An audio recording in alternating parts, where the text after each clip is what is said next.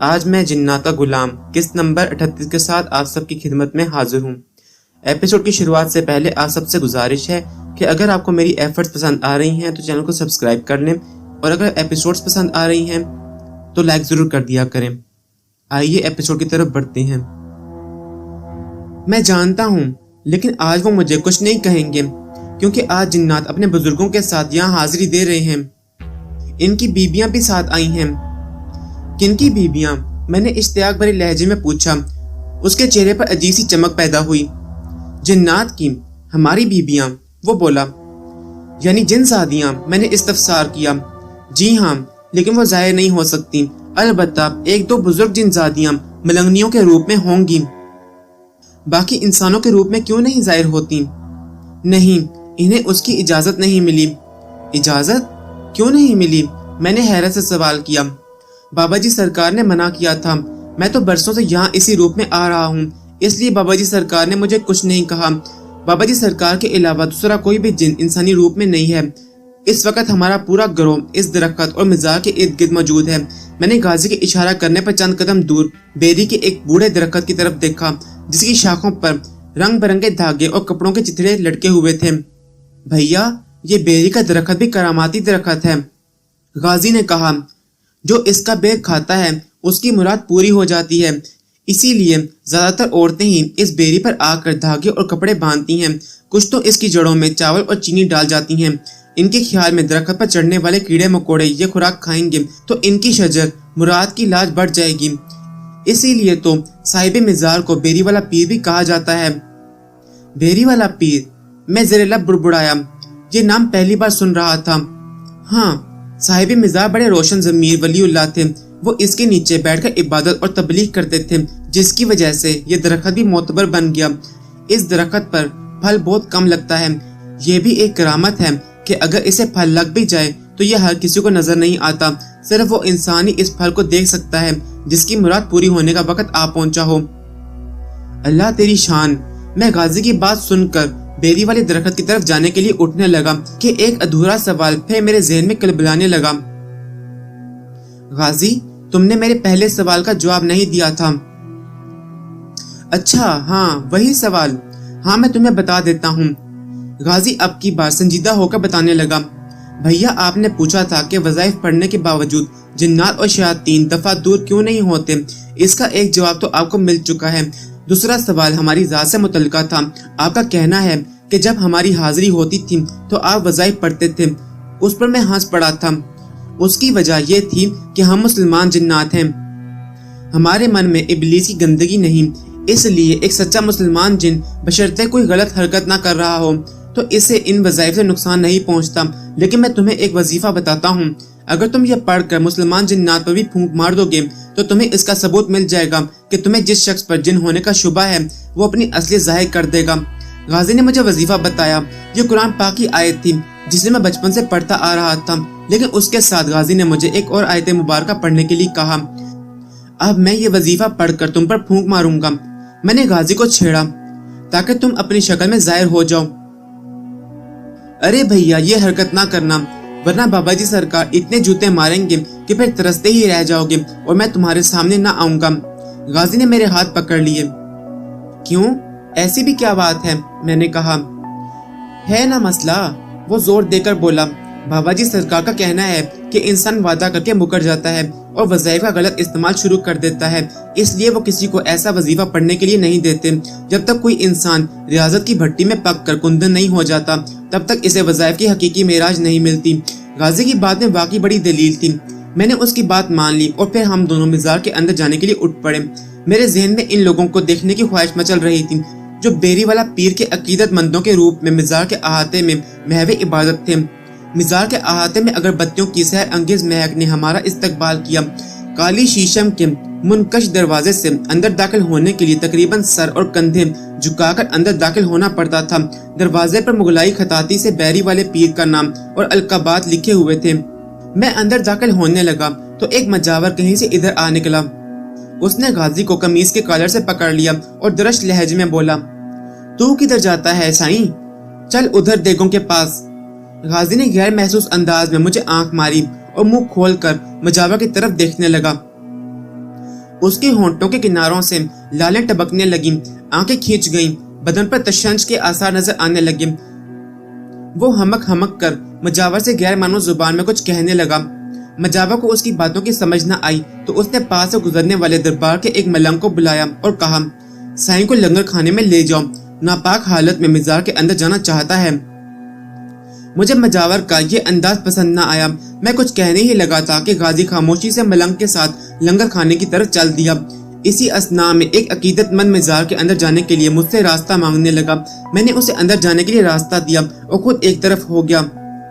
اس نے مزار کے دروازے کو عقیدت و احترام سے دونوں ہاتھوں سے چھوا، انہیں چوما اور آنکھوں سے لگایا، پھر زیر لب بولا، یا پیر دستگیر، اس گناہگار کی حاضری قبول فرما۔ میں بغور اسے دیکھتا رہا۔ اندر داخل ہوتے ہی وہ صاحب مزار کی قبر کے قدموں کی طرف جھکتا چلا گیا۔ قبر سنگ مرمر کے پتھر سے بنی تھی اور زمین سے 3 فٹ اونچی تھی۔ سبز رنگ کی چاندی کے تاروں سے کشیدہ آیات و عربی القابات سے سجی ایک چادر قبر کے اوپر رکھی تھی۔ اطراف میں گلاب کے پھولوں کی پتیاں بکھری ہوئی تھیں۔ قبر کے سرہانے بابا تیلے شاہ سر گھٹنوں میں دے کر ہولے ہولے ہل رہے تھے۔ دائیں طرف بابا جی سرکار انسانی روپ میں کھڑے تھے، ان کے ہاتھوں میں مورچل تھا اور وہ دھیرے دھیرے قبر کے اوپر اسے ہوا دے رہے تھے۔ مزار کے اندر سرہانے سے کوئی 1-2 فٹ پرے ایک کھڑکی کھلی تھی جس کی دوسری طرف بہت سی خواتین نظر آ رہی تھیں۔ کالی قباؤں میں ملبوس، اجلے چہرے، غزالی اور سرمگی آنکھیں والی خواتین مقامی ہرگز نہیں تھیں۔ لگتا تھا زمین پر حوریں اتر آئی ہیں۔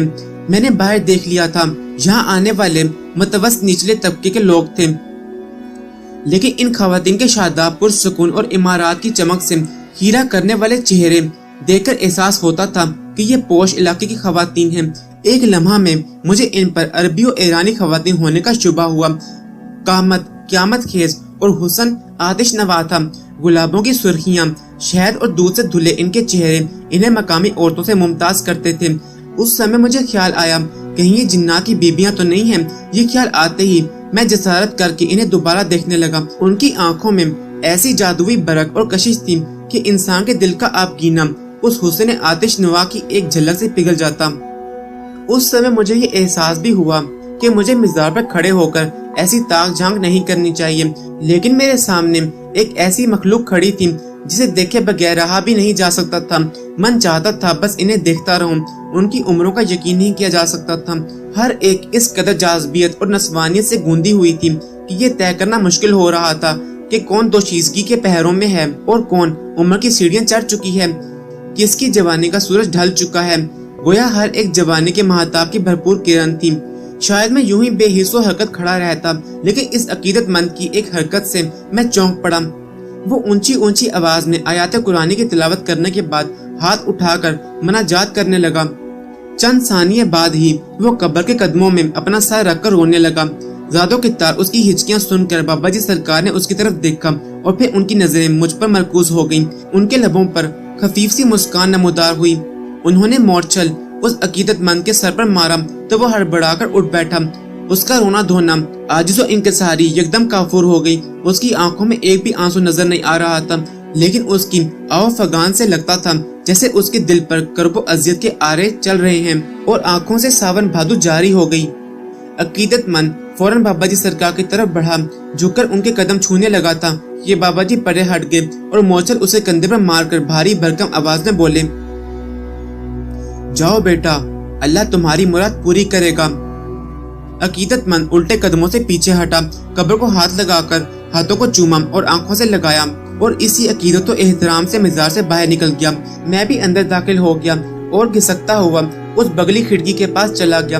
میرے ذہن پر ان حوروں کا عکس لہرا رہا تھا، لیکن عقیدت تو احترام کا تقاضا تھا کہ میں کوئی اونچی حرکت نہ کروں۔ بس میں نے اپنے بے لگام دل کو قابو کیا، اس کی سرکشی کی لگام کھینچی اور زور سے آنکھیں بند کر لیں اور صاحب مزار کے لیے دعا کرنے لگا، بیٹھ جاؤ۔ اسی دوران بابا تیلے شاہ کی آواز میری سماعت سے ٹکرائی۔ میں نے آنکھیں کھول کر ان کی طرف دیکھنا چاہا، لیکن غیر ارادی طور پر نظریں کھڑکی کی طرف اٹھ گئیں۔ کھڑکی بند ہو چکی تھی، دوسری طرف ایک بھی چہرہ نظر نہیں آ رہا تھا۔ میرا دل انتظار کی سوئی پر اٹک گیا۔ بابا تیلے شاہ نے میرے من کی کمزوری کو بھانپ لیا اور سرزنش کرنے کے انداز میں بولے، میں نے کہا ہے بیٹھ جاؤ۔ लोग दुनिया को छोड़कर यहाँ आते हैं, लेकिन तेरी नजरें यहाँ भी भटक रही हैं।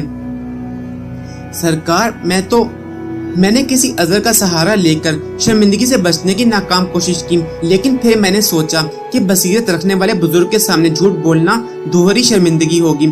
इनसे छुपाना बेसूद है। वो तो दिल की हर धड़कन के अंदर धड़कते एहसास को पा लेते हैं। सरकार, मैं जानता हूँ तू क्या करना चाहता है। बाबा तीले शाह मेरी बात मुकम्मल होने से पहले ही बोल पड़े। जो तूने देखा है किसी और ने नहीं देखा। क्या मतलब? मैंने चौंक कर मगर एहतियात से पूछा। ये जलवा सिर्फ तुम्हारी नजरों को दिखाया गया है, वरना वो बीबियां तो इसरार के पर्दों में मलफूफ होकर आती हैं। कोई दूसरी औरत इन जिनजादियों को नहीं देख सकती। ये दरबार की खादमाएं हैं। साहिब मिज़ार का फैज़ है कि इंसानों से बढ़कर मुसलमान जिन्नात इनकी खिदमत बजा लाते हैं, और आज भी वो यहाँ आते हैं। दरबारों मिज़ारों पर जिन्नात की हाजिरियों के हवाले से हमारे यहाँ बहुत सी हकायात मशहूर हैं। शायद ही कोई इंसान ऐसा हो जिसने अल्लाह के किसी वली से मुतल्लिक ऐसी अनहोनी हकायात ना सुनी हो कि इनके पास जिन्नात भी तालीम हासिल करने आते थे। जिन्नात के वजूद की हकीकत को तस्लीम करने और जुटलाने वाले दो ग्रुपों में तकसीम हैं। जो जिन्नात पे यकीन रखते हैं, इनके यहाँ औलिया से वाबस्ता जिन्नात की कहानियाँ बहुत मारूफ हैं। हमारे यहाँ अहले सुन्नत का एक बड़ा मुक्तबा फिक्र देवबंदी कहलाता है। उसकी इस्लाफ से मुतल्लिक भी ऐसी कहानियां मैंने सुन रखी थी। मैंने जिन कारी साहब से कुरान पाक की तालीम हासिल की थी वो भी देवबंदी थे। वो अक्सर बताया करते थे कि देवबंद के मदरसे में जिन्नात भी तालीम हासिल करते हैं। मौलाना कासिम नाना तवी, जिन्होंने छत्ता मस्जिद देवबंद की बुनियाद रखी, इस्लामी अलूम यकता थे। जिन्नात भी इनसे फिकी मसाइल दरियाफ्त करने आते थे। एक बार ऐसा हुआ कि जिन्नात इन्हें उठाकर एक ऐसी मजलिस में ले गए जहाँ बहुत से जिन्नात पहले से मौजूद थे। उन्हें एक फिकी मसला दरपेश था। जिन्नात ने मौलाना कासिम नाना तवी से मसला दरियाफ्त किया तो उन्होंने बयान कर दिया। जिन्नात की मजलिस में एक सन रसीदा जिन भी थे। उनके बारे में कहा जाता था कि वो सहाबी रसूल सल्लल्लाहु अलैहि वसल्लम हैं। मौलाना कासिम नाना तवी ने जब मसला बयान किया तो उस सहाबी रसूल सल्लल्लाहु अलैहि वसल्लम ने उनकी शरई मसले की तस्दीक कर दी कि हाँ, ये मसला जो बयान किया गया है दुरुस्त है। मैं जब से बाबा जी सरकार और रियाज शाह के साथ वाबस्ता हुआ था, मुझे ऐसे वाक़यात सुनाए जा रहे थे कि जिन्नात अल्लाह के बुजुर्गों की बेहद तकरीम करते और इनसे शरई फिकी मसाइल भी दरियाफ्त करते हैं। अगरचा जिन्नात इल्म व फजल में यकता होते हैं, लेकिन एक आलिम दीन जिन्नात के उल्मा पर फोकियत रखता है। मेरे मुशाहिदे और तजर्बे में भी ये बात आ रही थी कि जिन्नात औलिया के मिज़ारात पर खिदमत अंजाम देते हैं। बेरी वाले पीर के मिज़ार पर बाबा जी सरकार, गाजी और जिन्नात की बीबियों की मौजूदगी भी इन हक़ाइक़ की तस्दीक करती थी। बाबा तीले शाह सारी रात मिज़ार पर इबादत और रियाजत में मसरूफ रहना चाहते थे। दिल तो चाहता था कि मैं भी इनके साथ ही शब गुजारी करूं, लेकिन अपने इम्तिहान की फिक्र थी। इशा की नमाज अदा करने के बाद मैंने बाबा तीले शाह से गुजारिश की कि मुझे वापस जाने की इजाज़त दी जाए। मैं भी यही चाहता हूँ कि तुम वापस चले जाओ, लेकिन जाने से पहले मैं तुम्हें एक तोहफा देना चाहता हूँ। ये कहकर उन्होंने अपने सलूके में से एक मुड़ा तोड़ा कागज निकाला और मुझसे कलम मांगकर उस पर कुछ लिखने लगे। फिर मेरे सीने पर अपनी शहादत वाली उंगली से कुछ लिखने के बाद कागज मुझे देकर बोले, बेटे, ये तावीज़ अपने बाजू पर बांध लेना। अल्लाह ही तुम्हारा कफील, वकील और मुहाफिज है। बस मैं ये चाहता हूँ कि तुम जिन्नात के किसी बहकावे में ना आना और इन्हें ये दर्ज देते रहना कि वो इंसानी आबादियों में निकल कर शरारतें ना किया करें। खास तौर पर उस गाजी के बच्चे को समझा देना। बुनियादी तौर पर वो नेक जिन्नात में से है, लेकिन है तो आतिशी मखलूक। बच्चा है, शरारत करने से बाज नहीं आता। उसने तुमसे आज जो कुछ कहा है वो सही कहता है, लेकिन इसे समझा दो कि इंसानों के एतमाद को मजरूह न किया करें। सरकार, अब आपसे मुलाकात कहाँ होगी? मैंने उनके हाथ चूमकर सवाल किया। अल्लाह ने चाहा तो बहुत जल्द मुलाकात होगी। और अचानक वो गुफ्तगू करते करते रुक गए और वालेकुम अस्सलाम, मरहबा या सईदी, वालेकुम अस्सलाम कहने लगे। उस लम्हे मुझे सरसराती हवा के गुजरने का एहसास हुआ। ठंडी हवा का वो झोंका मेरे चेहरे से टकराया और संदल की खुशबू जैसी महक मेरे नथनों से टकराई। कुछ ही देर बाद पूरे माहौल में संदल और अगर के जलने से खुशगवार महक फैल गई। मैंने फेफड़ों तक महसूल कुन महक को अंदर खींच लिया। सरकार, लगता है जिन्नात खुशबूयात लेकर आए हैं। हाँ, आज सारी रात वो यहाँ महफिल जमाएंगे। اس لیے میں نے تمہیں جانے دیا ہے۔ صرف میں یہاں رہ سکتا ہوں، چند اور بزرگ بھی آنے والے ہیں۔ کوئی عام انسان آج کی رات یہاں نہیں ٹھہرے گا۔ ہر مہینے میں ایک رات ایسی ہوتی ہے جب ہم سب لوگ اسرار کے پردوں میں ملفوف ہو جاتے ہیں۔ یہ دنیا اس دنیا سے بڑی مختلف ہوتی ہے، بڑی سہانی مجالس سجتی ہیں۔ واللہ تمہیں کیا بتاؤں، اس روح پرور وجد والی محافل کی خواہش میں ہی تو ہم نے اس دنیا کا ذائقہ چھوڑ دیا۔ یہ سن کر میری نیت بدل گئی۔ میں نے کہا، سرکار وہ کیا ہے نا، میں کسی طرح یہاں رہ سکتا ہوں۔ اب میں چاہتا ہوں کہ اس رات کے روحانی مناظر دیکھ سکوں۔ بڑا مشکل ہے یہ، اللہ نے چاہا تو کبھی ایسا موقع بھی آئے گا، میں تمہیں خود بلوا لوں گا، لیکن یہ موقع تمہیں اس وقت ملے گا جب تم لاہور چلے جاؤ گے۔ لاہور؟ مگر کہاں؟ وہ وقت بہت جلد آنے والا ہے جب تم بے یار و مددگار ہو کر اس آستانے کی چوکھٹ پر خالی دامن بیٹھا کرو گے، وہیں سے تمہیں یہ فیض ملے گا۔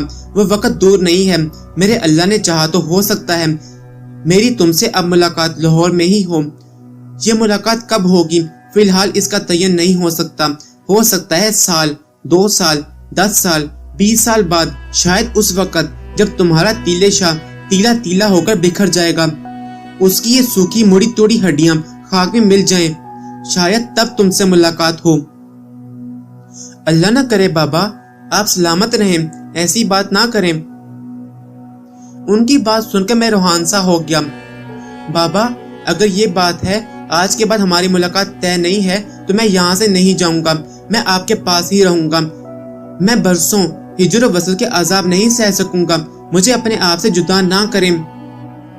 بیٹے تمہیں جانا ہی ہوگا، میں تمہیں اس لیے یہاں نہیں رکھ سکتا کہ تم یہ سب برداشت نہیں کر پاؤ گے، تمہارے دماغ کی تنابیں ٹوٹ جائیں گی، تم نے روحانی نشہ چکھ لیا تو غرق ہو جاؤ گے، خرد سے بیگانہ ہو جاؤ گے، دنیا تمہیں پاگل سمجھے گی، دنیاوی شعور ختم ہو جائے گا اور تم اللہ کے سائیں بن کر رہ جاؤ گے۔ بیٹے تمہیں اپنے ہم جنسوں کے درمیان رہ کر ابھی بہت کچھ کرنا ہے۔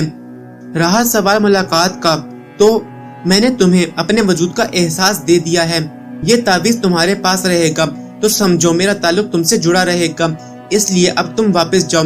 یہ کہہ کر بابا تیلے شاہ نے میرا ماتھا چوما اور نصیحت کرتے ہوئے بولے، میرے بچے تم دنیا داری میں پڑ جاؤ گے، جاؤ جشن کے طلبگار ہو جاؤ گے، اللہ تمہیں کامرانیاں دے گا، لیکن میرے بچے اگر تم نے بزرگوں کے عطا کردہ وظائف اور اللہ کی عبادت سے رخ نہ موڑا تو تمہیں فیض ملتا رہے گا۔ اب جاؤ، کوئی تمہارا انتظار کر رہا ہے۔ بابا ان سے جدا ہونے کے تصور سے میرا کلیجہ پھٹنے لگا، میری مرادوں کا گوہر چھلکنے لگا، میں ان سے لپٹ گیا۔ بابا آپ سے جدا ہو کر میں مر جاؤں گا۔ میری یہ حرکت دیکھ کر وہ ہنس دیے اور میری پیٹھ تھک تھپا کر بولے، حوصلہ کرو، اب واپس سیدھے حویلی چلے جانا، تمہارے ملک صاحب بری امام سے ہو کر آ گئے ہیں۔ جی بابا۔ میں یہ خبر سن کر ان کا منہ دیکھنے لگا، ہمیں ابھی ابھی اطلاع ملی ہے، اس لیے تم حویلی جاؤ اور اپنے ملک صاحب کے ساتھ مل کر شیطان کے خلاف جہاد کرو۔ شیطان؟ کون شیطان؟ میں نے ہڑبڑا کر پوچھا۔